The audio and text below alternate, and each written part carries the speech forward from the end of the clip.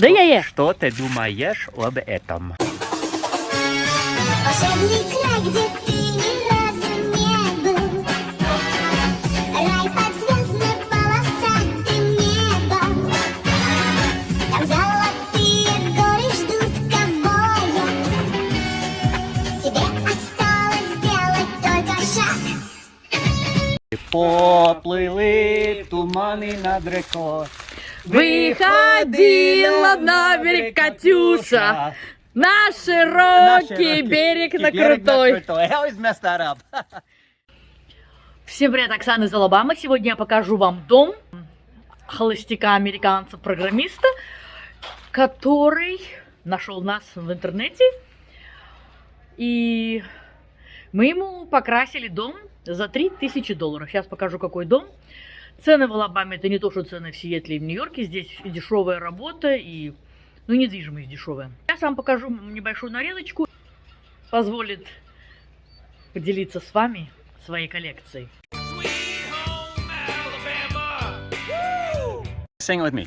Окей. Расцветали яблони и груши, поплыли туманы над рекой. Выходила на берег Катюша, на высокий берег, на крутой. That's it. Вы сейчас скажете: ой, Оксана, не надо было петь вместе с ним. Он не хотел петь один, он стеснялся. Он вообще стеснялся в ролике сниматься, пока я не сказала ему кучу комплиментов, и что это такая редкость, чтобы американец интересовался какой-то другой культурой, или знал какие-то слова. Вот, поэтому я его раскрутила сниматься в ролике.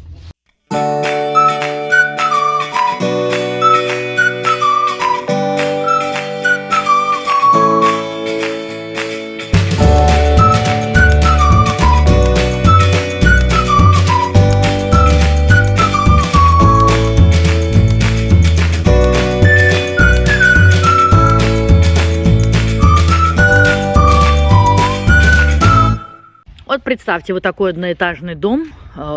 Сайдинг называется Сидор. Мы привезли Джессофу ланч. Вон пацаны смотрят, как тут что. Дом как бы в лесу, как будто бы в лесу. Смотрите, сколько здесь деревьев. Дуб и сосны. Тут магнолия. Очень много листвы под ногами. И сегодня у нас 4 февраля 23 год. То есть на дому дерево они не меняли. То есть, если они находят что-то, где вот как-то отслаивается, некрасиво смотрится, они будут по ходу дела ремонтировать. То есть сейчас я просто вам показываю, как он выглядел изначально. Вот, видите? Да, в Алабаме у нас большие пространства, можно иметь преогромный двор. Правда, потом у вас будут уходить какие-то усилия, чтобы косить траву или собирать вот эти многочисленные иголки, если вас они не устраивают.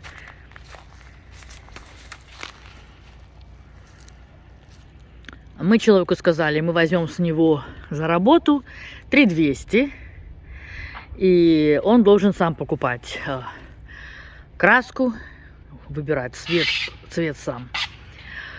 Вы скажете, почему? Ну, в смысле, Сергей вот маскирует крышу. Ну, чтобы туда не летела краска оверспрей, потому что он всегда спреет. На некоторых контрактах мы вам показывали, как мы вставляем между крышей и железкой картонки, но в данном случае крыша приклеена.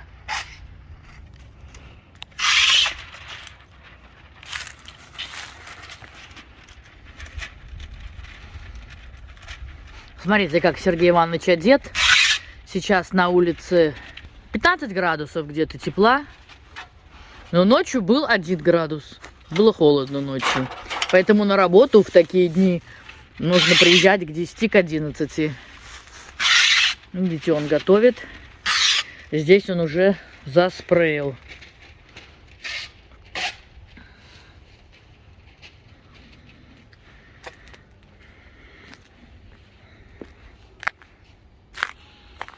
Такой получается насыщенный цвет.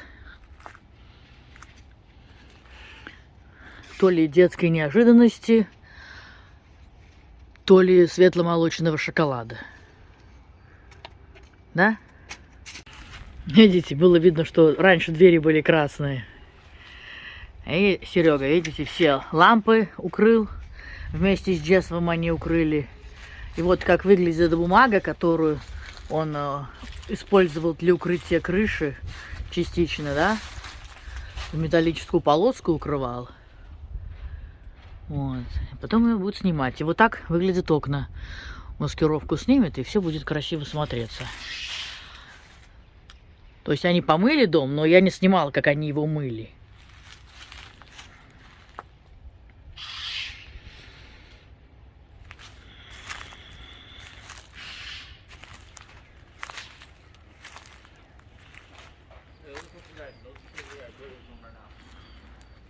Вот такой карпорт, где парковать можно машины.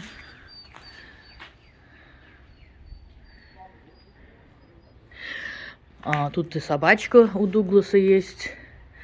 И интересно заметить, что вон там еще какой-то дом. То есть дорога не асфальтная, а земляная.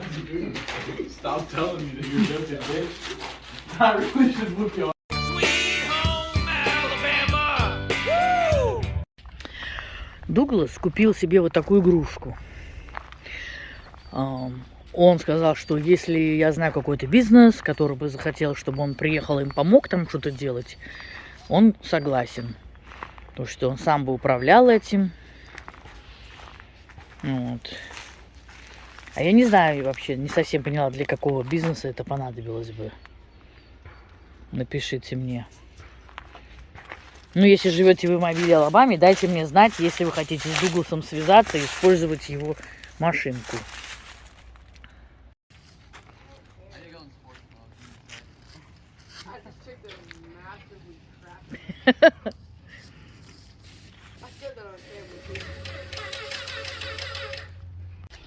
Итак, друзья, это Дуглас. Hello? In Russian, hello would be здравствуйте. Здравствуйте. Okay. How long you lived in Alabama? About 2 years. 2 years. What's your place of birth? I was born in Colorado Springs, Colorado, by the Air Force Academy. Yeah. So tell us about your unique collection. Well, okay, so I've got a couple of things. Basically, there's a couple of artifacts that really represent the Russian design philosophy. And I do not claim to be an expert on any of this stuff. It's just that it sparked my interest, and I started to learn a few things about how Russian production, specifically Soviet production. So the first thing that I noticed is that a lot of this stuff is very expedient. So these right here, these are 2 axes that were made, I cannot remember the manufacturing facility, but it's basically a ball bearing plant. So tanks have ball bearings, military aircraft have ball bearings, all kind of ball bearings. The interesting thing about this is made in the ball bearing plant, whereas the metal it's roughly a Japanese SK5 equivalent. I cannot remember the name of the Russian name of the steel, but the thing that really makes it uniquely Soviet or Russian is this: the axe is made out of the same steel all the way through. Many other axes, especially Western axes, are what are called laminated. That is to say that this piece of steel is different than the bit of the axe. Okay. So the bit is hard steel, and the body, the cheek, and the pole of the axe are a different steel. And whereas the Soviet model is that this is one piece of very good steel, and no matter how small it gets, it's always the same steel, so it always keeps the same edge retention and sharpenability. So it lasts forever. Wow, I didn't know any of that. Yeah, same with this one. This is a larger model. This is an overstrike protection. It's kind of a unique design feature on a lot of the Soviet era axes. You can see I've used it and damaged it, but it is what it is. I use it all the time, and they're razor sharp. They're crazy sharp. This is one that I just got, but if you'll get a close-up on that, you can make note of the pockmarked surface area, and this is primarily due to the fact that this was found in a forest. Can you see good, Ivan? Can you see good? And so the damage from the this has been covered up because it's been kind of reconfigured. Refurbished is the word. Yes, that's right. So it's been painted and stuff like that, and sort of rehafted. This is a new handle, and this is me putting hockey tape on it so I can hold on to it. But anyway, these are found typically in the forest through metal detecting. And I asked myself, why are there so many in the forest? And the only thing I could come up with was the distribution of the Gulag system, which may have to do with why. I don't know that as a fact, but it's a deduction on my part. So how did you buy it? Like online or eBay or something? I found it on eBay, and there's a purveyor in Russia, and his name is escaping me right at the moment. I should have looked it up before I came. But you can text me and I will That's put right. it. Yeah, you can That's text right. me And the I'll name. send it to you later because the guy's really awesome. I mean, he's a great deal. And this thing comes from, I believe the man is in Ukraine who sent this to me, and it came in a month. You know. Okay. And the funny part about it, it was $38 for the axe and $38 to get it here. Because I was gonna ask you how much did you pay? Yes. Now this one is a particularly special one. This one was made in Kharkov Forge. A guy named Sergey, by the way. Yeah, and he made this for me, and you can see that it's got my initials DT, and it's made in Ukraine. It's embossed there, which I thought was very nice, and it's unbelievable. Hold it, feel it. It's heavy. It's crazy sharp too. Yeah. Смотрите, как они одеты 4 февраля. Yeah. But the thing about it is, I asked the guy. They did engraving, and it cost a certain amount of money for each letter. And he said, "What would you like engraved on?" And I said, "How about made in Ukraine?" And he said, "This is free." Oh, really? This is free? Yeah, Okay. so he did that, and then that makes exceptional stuff. But the thing about the Soviet design philosophy is this: that it's very, very simple, very, very expedient. In fact, again, I'm not an expert on this, just from a passing interest. And many of the tanks that were built Second World War during the real hard times were not even painted. They went out and they were rust in color because they knew that their life expectancy didn't justify painting them. Okay. Additionally, it was a nightmare to change oil in these things to maintain them because, again, it's not going to last long enough for the oil to need to be changed. So they just made tons and tons and tons of tanks, and they weren't as good, theoretically, quote unquote, as good as Allied tanks or especially German tanks, which were very good, but they were plentiful. So just like the American tank was very, very plentiful, so was the T-34. So that's really one of the things. And another angle about the Russian design methodology, if you'll watch videos of the old T-34 tanks, you'll hear them going along and they go clack, clack, clack, clack, clack, clack, clack, clack, clack. They make this funny sound and you're like, why is that sound? It's because the pins on the tracks are not solidly mounted. Okay, there's a little a cam, as it were. When the track goes around, it shoves the nail back into the track. So it's not fast mounted, it'll come out. But every time they go around, it hits that thing. If the pin starts to work its way out, it hits a little angle thing and shoves it back into the track, and then that's why they clack, clack, clack, clack, clack. They make this sound. What else do you have? That's it. Well, except for the veshmishok. And so, yes, here's another demonstration. So you're saying veshmishok is in Russian. Yeah, I don't even know what it's called other than this. Mishok, it's a sack. Okay. And vesh, it's a thing or like stuff. It's like stuff sack. Stuff sack. Okay, so this is the veshmishok right here. And the thing that I like about this is, again, it sort of demonstrates the Soviet model of simplicity. So you take this, it's literally, it's just this. It's a sack with this thing on it. And you take it like this, right? And you make it to where it'll bind on the top.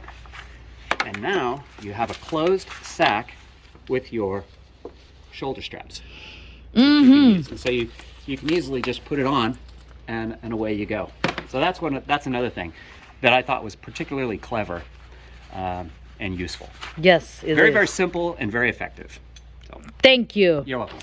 And thank you for being in a video. Oh, sure. This is a gift. Ah, okay. This is a true story. Okay. It happened here in Mobile, Alabama to our family. Okay. And it's written from my child's point of view. Okay. So all names are changed, but Yes. I am in this book. You So- are in this and book. It's Sergey your- too. Okay, and Sergey too. All right. Yes, and Well, them good. too. When I finish my book, I will let you know. Perfect. Yeah. Perfect. All right. Well, thank you.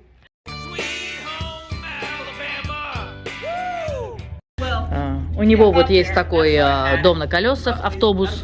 But I gotta check the other side. Watch. I'll show you. Попросил поставить эту фигнюшку туда, да? А, понятно. Понятно.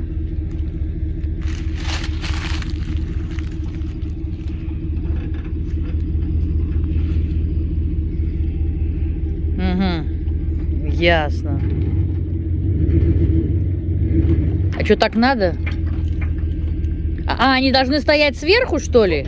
То есть это левел, блядь, чтобы он вот так ровно стоял.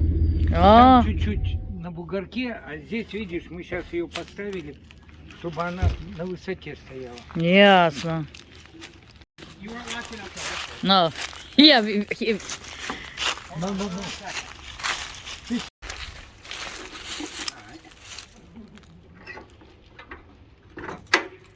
Okay. Oh yeah.